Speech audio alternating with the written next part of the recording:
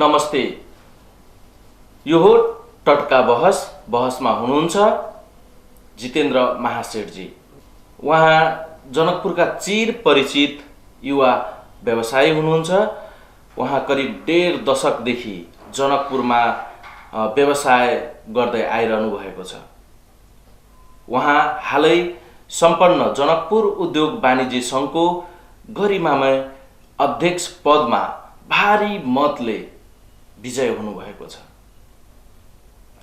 करिब 1.5 दशकदेखि व्यवसाय गर्दै आउनुभएका उहाँ आफ्ना प्रतिद्वन्दी जो उहाँभन्दा पनि धेरै नै पहिलेदेखि व्यवसायमा संलग्न रहँदै आउनुभएको उहाँलाई चाहिँ भारी मत अन्तरले पराजित गर्नुभयो र उहाँ अध्यक्ष पदमा निर्वाचित हुनुभयो।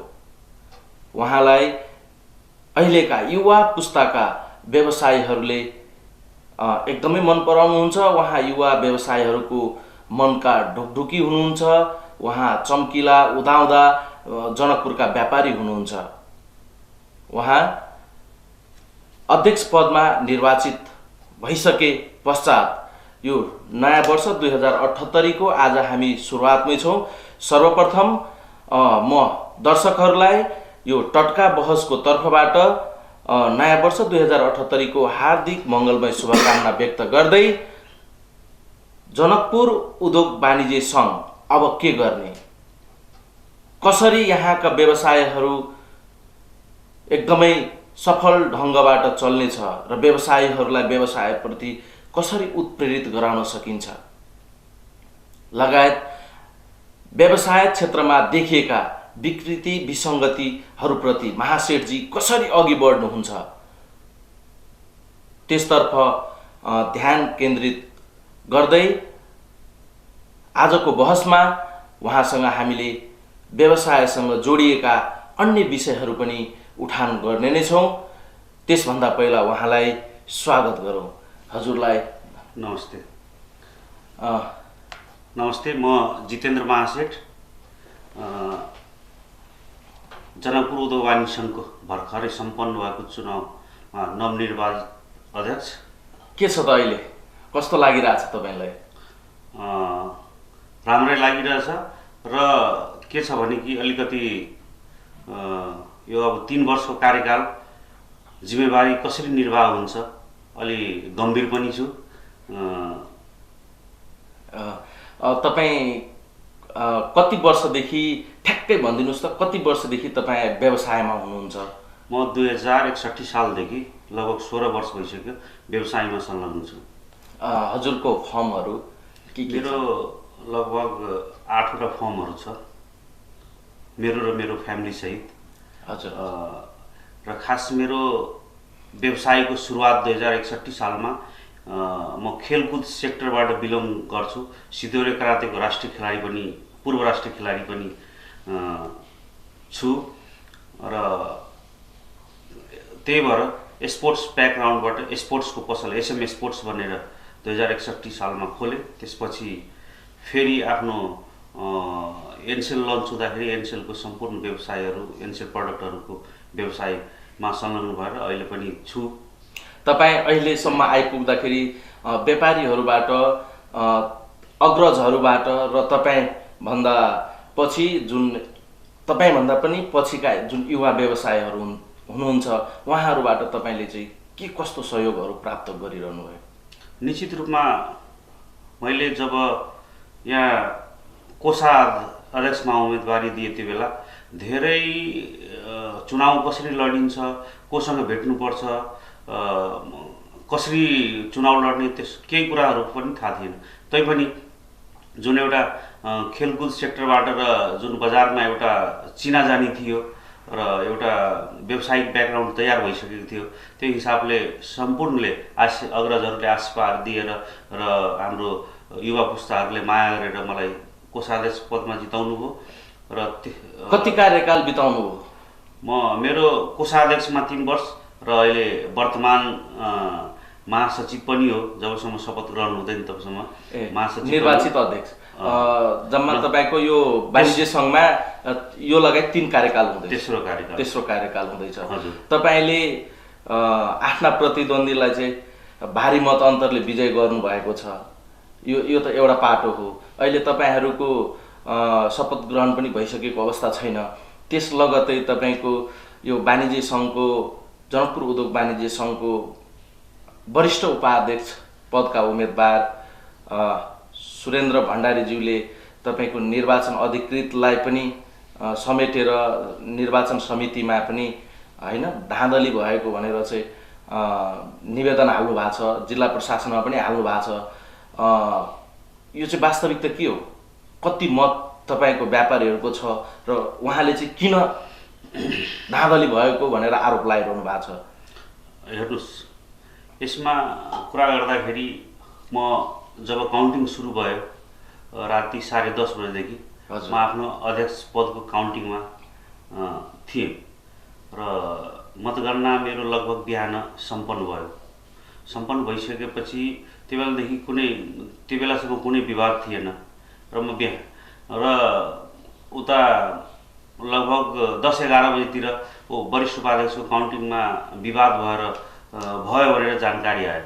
विवाद खास के का लागि त्यो पनि केही बेरसम्म थाहा भएन। अब व्यापक कुरा के आयो भने कि मत पत्र बढ्यो भनेर। कसरी बढ्छ मतपत्र? मैले एक्ज्याक्ट बुझ्दै जाँदाखेरि उहाँहरूले जुन निर्वाचन आयुक्तहरूले एनाउन्समेन्ट गर्नुभएको थियो, जुन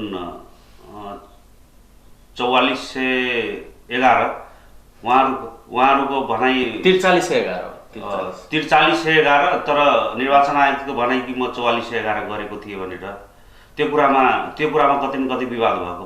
त्यो पनि विवाद तपाईँको सुरुदेखि नै नआएर अन्तिम जब थोरै भाइलेट बच्यो काउन्ट गर्नलाई, त्यो बेला विवाद सिर्जना भएको हो।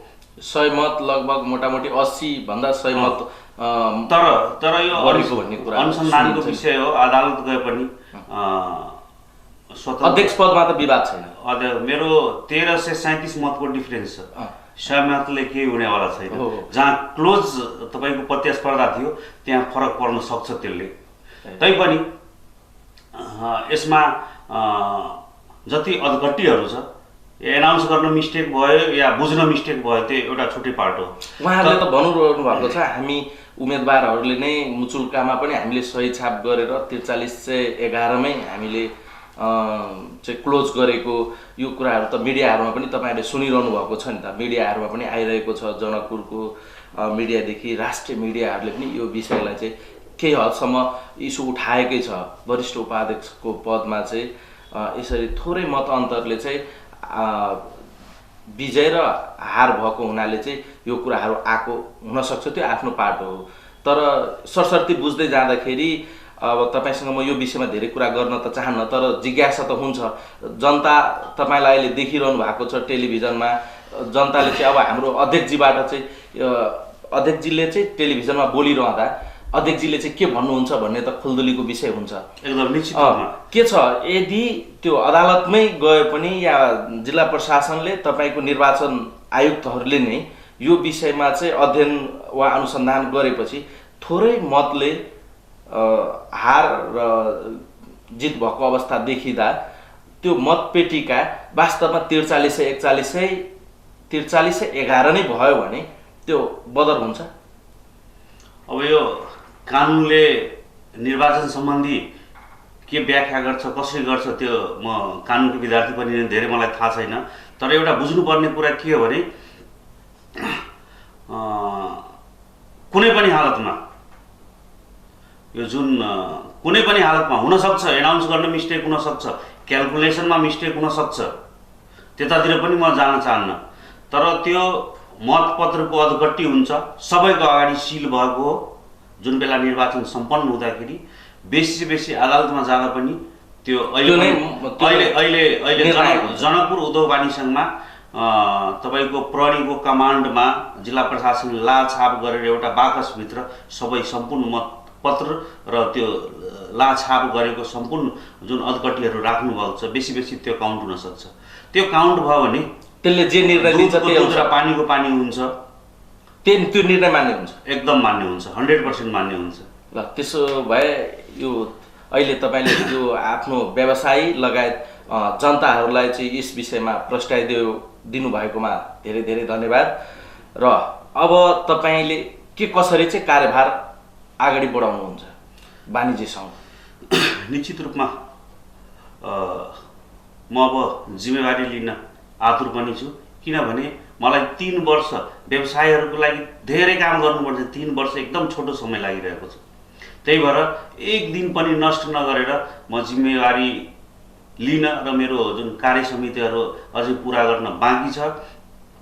सबभन्दा पहिला मेरो उद्देश्य के हो भने कि हाम्रो जुन धनुषा जिल्लामा 17,756 पछिल्लो गणना अनुसार, सरकारी डाटा अनुसार जुन हाम्रो व्यावसायिक प्रतिष्ठानहरू छ, र यो 17,756 व्यावसायिक प्रतिष्ठानहरू धनुषा जिल्लाभरिमा। अहिले तपाईँहरूको व्यापारसँग सक्रिय कतिजना छ? र अहिले त्यसमा 5,027 जना मात्रै सदस्य बन्नुभएको छ। अझै हाम्रो पहुँचभन्दा 12,000 व्यावसायिक प्रतिष्ठानहरू बाहिर छ। तपाईँहरूको सम्पर्कभन्दा पहुँचभन्दा बाहिर छ। उहाँहरूलाई त व्यवसाय सञ्चालन गर्नलाई दैनिक रूपमा केही न केही समस्या आइरह्यो होला। कतिको आवाज पनि उद्योग वाणिज्यसँग पुग्दैन र हामीले आवाज पुगेपछि सोलुसन पनि हामीले र सहयोग पनि गर्न गाह्रो हुन्छ। त एउटा कुरा के छ भने सबभन्दा पहिला जुन 18 पालिकामा हाम्रो जनकपुर उद्योग वाणिज्य सङ्घको एउटा सहयात्री संस्थाहरू गठन हुन्छ, जुन प्रदेश मार्फतमा रहनेछ। र उहाँहरू जनकपुर उद्योग वाणिज्य सङ्घ जुन 18वटा पालिका कोअर्डिनेसनमा हुन्छ। यो चाहिँ जिल्ला स्तरीय हुन्छ र नगरपालिका स्तरीय, नगर स्तरीय उद्योग वाणिज्य सङ्घहरू हुन्छ र यो जिल्ला हुन्छ। र त्यही उद्योग वाणिज्य सङ्घ मार्फत विभिन्न किसिमको सेवा सुविधाहरू हामी कसरी प्रदान गर्न सक्छौँ सम्पूर्ण व्यवसायहरूले, र उहाँहरूलाई पनि, त्यो पालिकाको व्यवसायहरूलाई पनि उहाँ पालिकाको मार्फतमा सदस्य बनेपछि मलाई लाग्दैन कि 17,000 होस् या 20,000 सबै समेटिनुहुन्छ। र जुन वस्तुगत सङ्घहरू जस्तो किराना व्यवसायीहरू हुनुहुन्छ, कपडा व्यवसाय हुनुहुन्छ, त्योहरूको वस्तुगत सङ्घ छैन। र एउटा इन्डिभिजुअल पसलसँग कुरा गरेर उद्योग वाणिज्य सङ्घले सहयोग गर्न सक्दैन। त्यही भएर उहाँहरूको वस्तुगत सङ्घ गठन गर्न आवश्यक छ। र वस्तुगत सङ्घ गठन भइसकेपछि उद्योग वाणिज्य सङ्घले त्यो वस्तुगत सङ्घहरूसँग कोअर्डिनेसन गरेर विभिन्न किसिमको आफ्नो व्यवसाय सञ्चालन गर्नलाई उहाँलाई एउटा नलेजको आवश्यकता पर्छ भने कसरी सञ्चालन गर्ने, कसरी एउटा ग्राहकसँग व्यवहार गर्ने, कसरी आफ्नो खाता बही मेन्टेन गर्ने, त्यस्ता कुराहरूको लागि प्रशिक्षण युनिटको स्थापना हामी उद्योग वाणिज्य सङ्घमा गर्छौँ। सङ्गठन विस्तार गरेर प्रशिक्षण युनिट, र त्यो प्रशिक्षण युनिटले 365 दिन अनवरत रूपमा व्यवसायीहरूलाई ट्रेनिङ दिने काम गर्छ। यो कहिलेसम्म तपाईँहरू यो 18वटा पालिकामा, यो जिल्लाभरिको चाहिँ तपाईँहरू आफ्नो चाहिँ वाणिज्य सङ्घको चाहिँ शाखाहरू, पालिका स्तरीय शाखाहरू चाहिँ विस्तार गर्न सक्नुहुन्छ?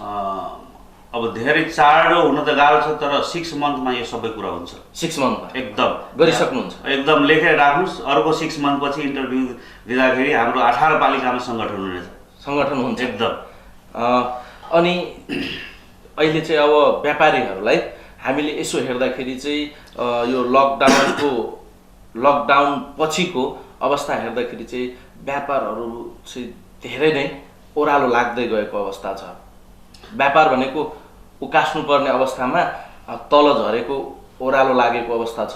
यो बेलामा तपाईँहरू सङ्गठनमा आबद्ध गराउन चाहनुहुन्छ, त्यसको केही हदसम्म दस्तुरहरू पनि लाग्ला वा त अन्य प्रक्रियाहरू हुन्छ के ती साना व्यापारीहरूले त्यो कुराहरूलाई म्याच गर्न सक्छ?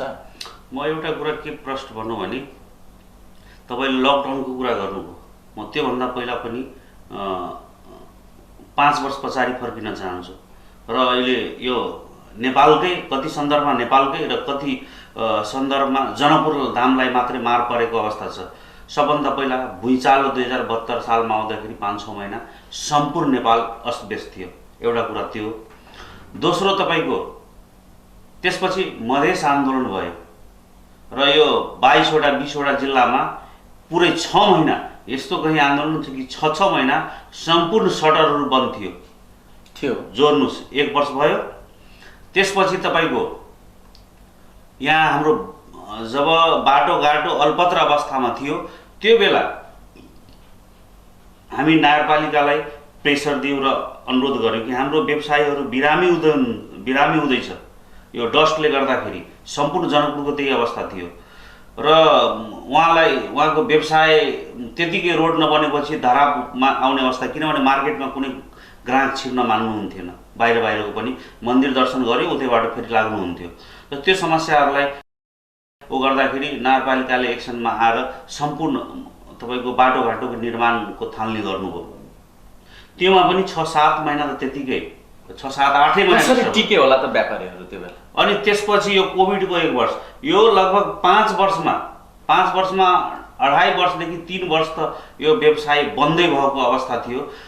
तर व्यवसाय बन्द भए पनि, व्यवसाय सञ्चालनमा नभए पनि तपाईँको एउटा जुन फिक्स कस्ट हुन्छ, सञ्चालन खर्च हुन्छ, त्यो भइरहेको हुन्छ। र वास्तवमा यो बिचमा नयाँ प्रतिष्ठानहरू केही मात्रामा थप भयो, त्यो उत्साहजनक कुरा हो। तर कति व्यवसायहरू पलायन भएको पनि अवस्था भयो र राज्यसँग ठोस नीति छैन त्यस्ता व्यवसायहरूलाई कसरी एउटा राम्रो तरिकाले त्यसलाई जब ट्याक्स तिरिरहेछ, सबै कुरा गरिरहेछ भने त्यसलाई विस्थापित रूपबाट कसरी बचाउने भनेर योजना छैन। तर हामी योजना लिएर हाम्रो योजना लिएर आएको छौँ कि कमसेकम यहाँको व्यवसाय बेसी से बेसी व्यवसाय कसरी चलामान हुन सक्छ, आर्थिक गतिविधि कसरी हुन सक्छ भने जब जनकपुर धाममा यहाँ आन्तरिक पर्यटक र बाहिर पर्यटकको आगमन बेसीभन्दा बेसी हुन सक्यो आगमन भएर मात्रै उहाँ बस्न सक्नु पर्यो। त्यो वातावरण हामीले बनाइदिनु पर्यो कि त 1 दिनको बदला 2 दिन उहाँहरू बसेर रमाएर पैसा खर्च गरेर त्यसपछि चाहिँ आम्दानी हुने हो नि व्यापारीहरूलाई। एकदम निश्चित रूपमा बाहिरको मान्छे बसेन भने आम्दानी हुँदैन। कुरा गरिरहनु भएको थियो पर्यटकहरूको, व्यापारहरू बढीभन्दा बढी चलायमान गर्नलाई, टिकाइराख्नलाई र एउटा चाहिँ व्यापारले जुन गति लिनुपर्ने त्यसको लागि चाहिँ आन्तरिक र बाह्य पर्यटक, यस विषयमा तपाईँहरू व्यापार सङ्घले के नीति लिएर अगाडि बढ्न सक्नुहुन्छ अबको दिनमा? निश्चित रूपमा यो 10 वर्ष अगाडि र अहिलेको अवस्थामा जनकपुरमा फरक छ। 10 वर्ष अगाडि तपाईँको बजारहरू यहाँका 8,43,000 जुन पपुलेसन धनुषा जिल्लाको हुनुहुन्छ उहाँहरू जनकपुर बजारमा डिपेन्ड हुनुहुन्थ्यो। तर अहिले यहाँबाट बजार सरेर अर्कोतिर जिल्लाको अर्को बजारहरूमा पनि गइसकेको छ। तारापट्टि भन्नुहोस्, शहीद नगरमा यदुका भन्नुहोस्, वीरेन्द्र बजारद्वारा पनि उहाँहरूको दैनिक उपभोग्य गर्ने वस्तु र आवश्यकताहरू त्यही पसलबाट पुरा हुन्छ र जनकपुरमा त उहाँहरू आउनुहुन्न। त वास्तवमा जुन विकेन्द्रीकरणको सिद्धान्तअनुसार बजारहरू ट्रान्सफर भयो, तर अब त्यो पपुलेसन यहाँ नभइसकेपछि त आखिर आर्थिक गतिविधिमा त यहाँ त ह्रास आउँछ, कमी आउँछ। र त्यसको लागि वैकल्पिक परिवर्तित समयअनुसार वैकल्पिक योजनाहरू हामीले बेला-बेलामा ल्याइरहनु पर्छ। र अहिलेको आवश्यकता के छ भने जनकपुर राजधानी पनि तपाईँको अस्थायी राजधानी पनि हो र आउने दिनमा स्थायी राजधानी पनि होला। स्थायी राजधानी बनाउनलाई चाहिँ तपाईँको यो व्यापार सङ्घले र यहाँका चाहिँ युवा व्यवसायहरूले चाहिँ तपाईँलाई सहयोग गर्छ त जनकपुरलाई स्थायी राजधानी बनाउनुपर्छ भन्ने विषयमा? निश्चित रूपमा उद्योग वाणिज्य सङ्घले एडभोकेसी गर्न सक्नुपर्छ र म एउटा अध्यक्षको हैसियतले आउने दिनमा आफ्नो जनकपुरको धामको लागि स्थायी राजधानी मात्रै होइन, यहाँ राम्रो बनाउनलाई जुनसुकै निकायसँग कोर्डिनेसन गरेर र जुनसुकै निकायलाई दबाब दिनुपर्दा उद्योग वाणिज्य सङ्घ अग्रणी भूमिकामा हुन्छ, यति विश्वस्त रहनुहोस्। यो जनताहरूले तपाईँको कुरा सुनिरहनु भएको एकदम निश्चित रूपमा म विश्वस्त छु। मैले तपाईँलाई यहाँ स्टुडियोमा बोलाएको छु, तपाईँको कुरा मैले सुन्नुपर्छ, मैले सुनाउनुपर्छ। यो कुरा चाहिँ पब्लिकले सुन्दैछ। पब्लिकले तपाईँले गरेको वाचा अनुसार काम गर्नु भएन भने भोलिको दिनमा त तपाईँ पनि अन्य प्रतिस्पर्धीहरू जस्तै चाहिँ पराजय हुनुपर्ने अवस्था आउँछ नि त। तर त्यो त अर्को पाटो हो, त्यो त तपाईँको व्यापार सङ्घको विषयमा आउँछ। तर यहाँ चाहिँ जनकपुर अहिले हामी अस्थायी राजधानी भन्दै गएका छौँ, यसलाई चाहिँ थाहै बनाउन सके व्यापारहरू त अलिक फस्टाउने होला नि, पर्यटकहरू तब नआउने हो। यहाँ बाहिरका मान्छेहरू यहाँ जनकपुर आएर किन बस्छ? विकेन्द्रीकरणको सिद्धान्त अनुसार बजारहरू त हरेक गाउँ टोलमा गइसकेको अवस्था छ नि त। अब जनकपुरमा ती मान्छे त आउँदैन नि, गाउँका मान्छे आउँदैन, गाउँमै पसल छ, कपडा किन्नु परे पनि उहाँ छ, किराना किन्नु परे पनि उहाँ छ, भोज भतेरको सामान किन्नु पर्दा पनि उहाँ छ, बिहे बारीको सामानहरू पनि किन्नु पर्दा मलाई लाग्छ धनुषा जिल्लाको लगभग 1 दर्जनभन्दा बढी चाहिँ चोक चोराहरूमा ती सबै कुरा उपलब्ध छ, जो चाहिँ कतै न कतै सबै गाउँलाई नजिक पर्ने ठाउँ छ। त अबको यस बेलामा जनकपुरको व्यापार तीव्र गतिमा जानलाई के गर्न सकिन्छ त?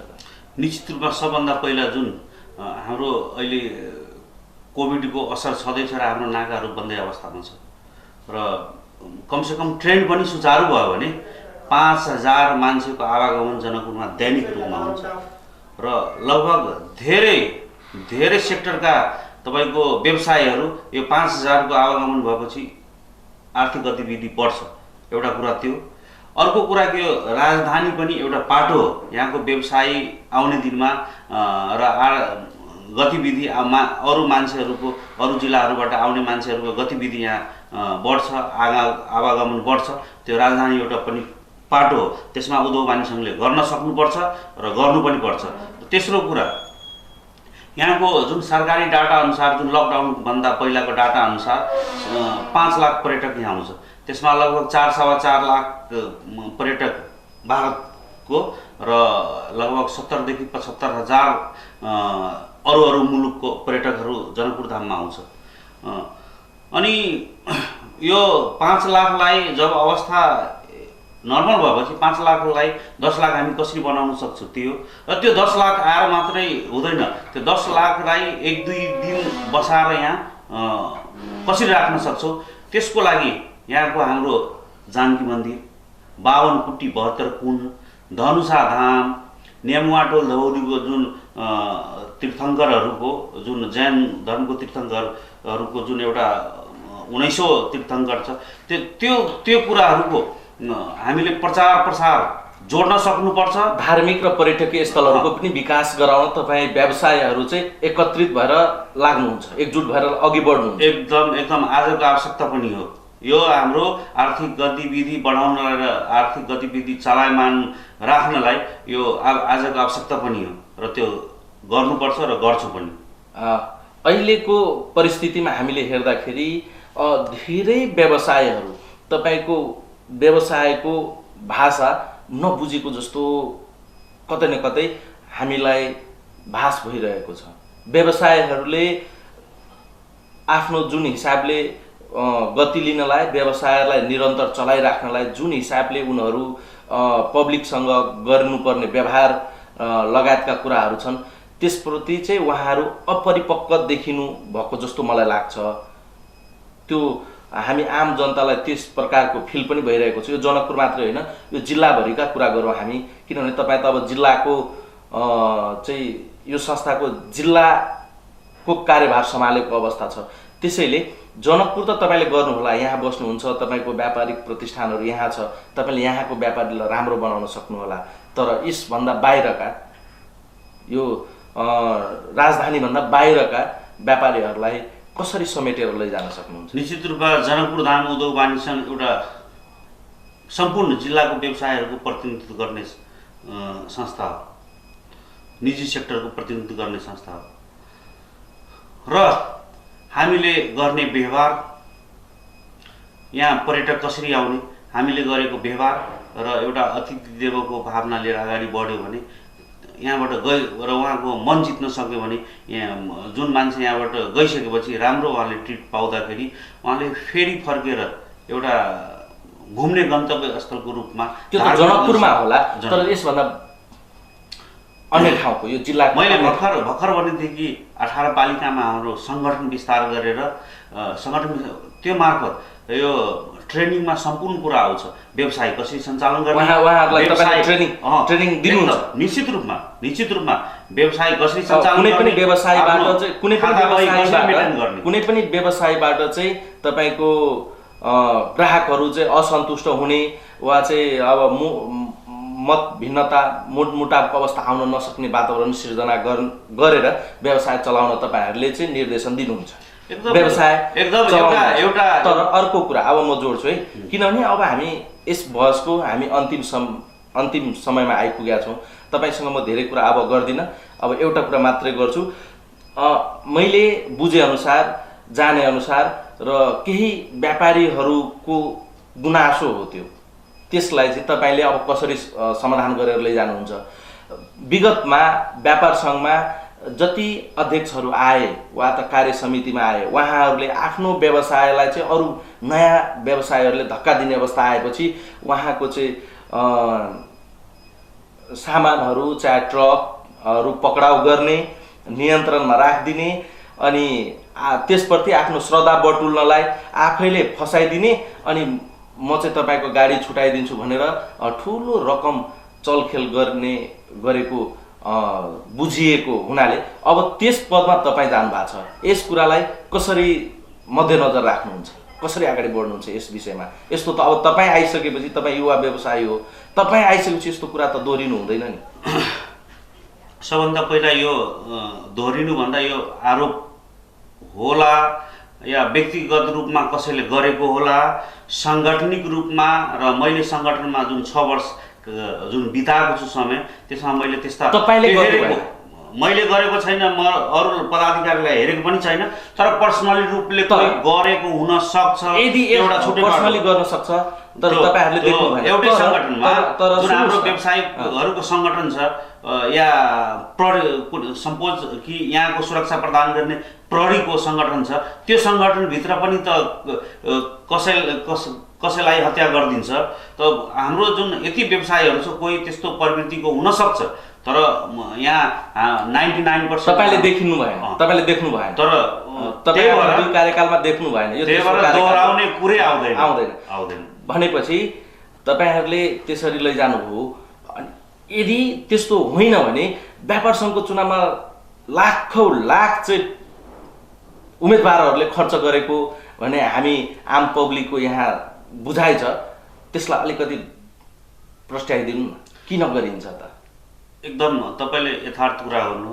खर्च त चुनावी प्रतिस्पर्धामा जाँदाखेरि तरक भरक आजको चुनाव भइसक्यो, खर्च त हुन्छ।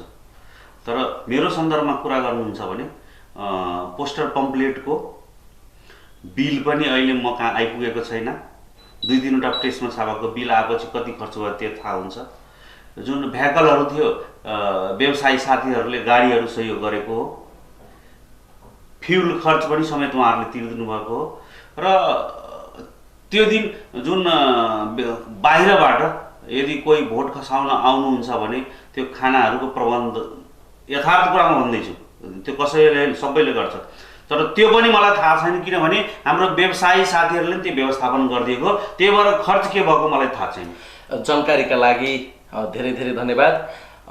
दर्शकबिन, अहिले हामी कुरा गर्दैछौँ टटका बहसमा जनकपुर उद्योग वाणिज्य संघका निर्वाचित अध्यक्ष जितेन्द्र महासेठजीसँग। अहिले हामी कार्यक्रमबाट बिदा हुने बेला भइसकेको छ। हस्त, धन्यवाद।